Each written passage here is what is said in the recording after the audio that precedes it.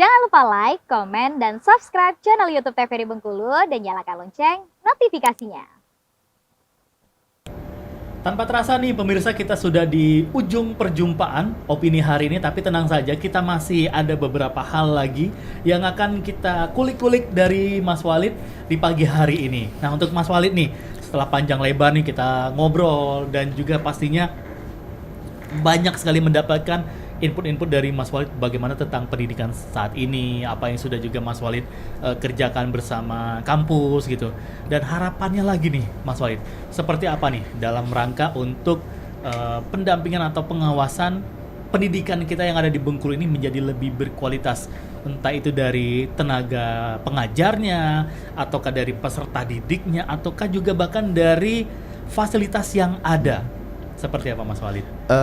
Harapan saya utamanya kepada pihak pemerintahan Provinsi Bengkulu ya, lebih memberikan upgrade keilmuan untuk guru-guru atau pendidik-pendidik yang ada di daerah ya. Di daerah mereka itu butuh pelatihan, mereka itu butuh upgrade keilmuan. Jangan sampai mereka itu minus informasi. Dan itu yang saya harapkan, bagaimana peran dari Dinas Pendidikan itu memberikan suplemen atau hal-hal yang sifatnya pelatihan untuk guru-guru itu. Kemudian di kampus untuk para pendidik ataupun dosen itu dalam rangka untuk meningkatkan kualitas pendidikan di Bengkulu ini yang diperhitungkan itu lebih kepada mengupgrade kualitas dosen gitu, sesuai dengan skop keilmuan. Jangan sampai kita menjadi ahli segalanya gitu. Semua harus diajar. Jangan sampai ketika kita berbicara tentang skop keilmuan kita yang kita pelajari kita nggak mampu. Artinya emang benar-benar setiap ilmu itu pasti ada ahlinya gitu. Jangan sampai kita mengambil keilmuan orang yang dirasa kita belajar sehari 2 hari kita sudah mampu gitu. Makanya untuk kualitas keilmuan itu harus diterapkan dengan sesuai dengan skop keilmuan, dan peningkatan itu dibuktikan dengan platform-platform pemberdayaan kepada masyarakat, kemudian penelitian-penelitian yang unggulan yang sifatnya memberikan kontribusi yang nyata dalam apa yang menjadi visi dan misi Bengkulu ini ke depan gitu. Jadi sinergi antara pemerintahan dengan sivitas akademika di kampus itu emang harus selalu terjalin. Apakah dalam bentuk penelitian kah, apakah dalam bentuk pengabdian kepada masyarakat, sehingganya apa yang menjadi dorongan untuk anak-anak kita atau generasi di bawah kita itu termotivasi untuk bagaimana ternyata pendidikan itu benar-benar penting.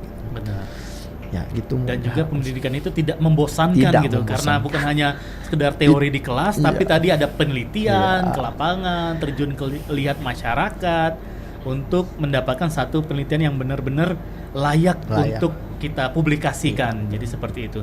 Nah, kalau dari Mas Walid sendiri nih, ini kan sekarang sudah S3 nih. Apalagi nih yang plan ke depannya, goal selanjutnya yang ingin dituju dari Mas Walid ini apa lagi nih? Sebenarnya kalau goal itu ngalir aja Pak ya. Beberapa saya mungkin di 1 tahun atau 2 tahun ke depan itu mencoba postdoktoral. Artinya postdoktoral itu dalam jangka 1 tahun atau 2 tahun mencari keilmuan baru terkait dengan skop kita gitu. Artinya kuliahnya itu berbasiskan penelitian. Artinya postdoktoral itu menjadi penting karena jangan sampai ketika kita sudah doktor udah selesai gitu. Benar, betul. Artinya ternyata masih banyak keilmuan-keilmuan yang harus digali, tapi lebih pada spesifikasi gitu. Nah, spesifikasi kalau dalam dokter itu mungkin spesialis ya. Spesialisnya benar, betul. Jadi harus benar-benar mencari beasiswa dulu dalam 1 tahun 2 tahun ini untuk postdoktoral, kemudian sembari menjalankan amanah di kampus untuk bagaimana kualitas jurnal di kampus itu meningkat gitu. Dan alhamdulillah selama mungkin 1 tahun ini sudah banyak perubahan yang dirasakan oleh teman-teman. Artinya dari mulai sisi pemeringkatan kita sudah mulai naik, diperhitungkan baik itu di tataran nasional ataupun di tataran regional gitu. mudah-mudahan itu terus meningkat dan kemampuan dosen untuk menulis, dan yang saya prinsipkan selaku pengelola jurnal itu adalah ladang, Pak. Ladang itu artinya kita membantu orang. Benar. Membantu orang yang sudah layak naik pangkat, yang sudah sepuh bin sepuh, kan kita bisa membantu itu, tapi tetap dengan etika dan kualitas artikel yang bagus. Artinya kita membantu orang di sana gitu. Dan itu saya senang gitu, berdasarkan passion dan rencana saya emang benar-benar di lingkungan itu. Dan menulis itu adalah merupakan suatu kewajiban bagi seorang dosen gitu. Jadi dia tidak bisa dikatakan dosen kalau nulisnya nggak ada. Betul. Jadi ada satu yang dihasilkan. Iya, gitu. Nggak mau lihat dosen, jadi tulisannya nggak ada, kan bingung juga kita. Lihat dosennya dari mana gitu. Maka itu yang menjadi cita-cita saya adalah membantu Sivitas Akademika untuk bagaimana kualitas artikelnya bagus, kemudian kualitas jurnal juga membaik.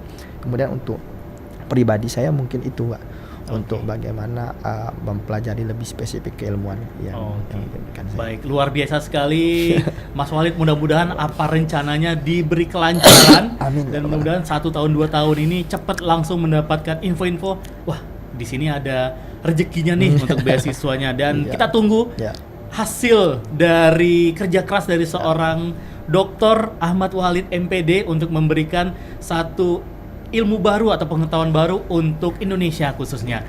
Dan sekali lagi terima kasih Mas Walid sudah hadir di Studio Opini. Sukses terus, lancar pekerjaannya, dan selamat mencerdaskan generasi Bengkulu khususnya. Amin. Ya. Semangat terus dengan berbagai macam dinamikanya. Oke, dan pemirsa Opini, tanpa terasa kita sudah di ujung perjumpaan kita dan kita harus berpisah untuk episode kali ini. Dan pastinya jangan lupa saksikan terus Opini dari jam 8 sampai di jam 9 pagi hanya di TVRI Bengkulu. Dan akhir kata, saya Iqbal Fatwa bersama semua kerabat kerja yang bertugas mengucapkan terima kasih banyak. Assalamualaikum warahmatullahi wabarakatuh.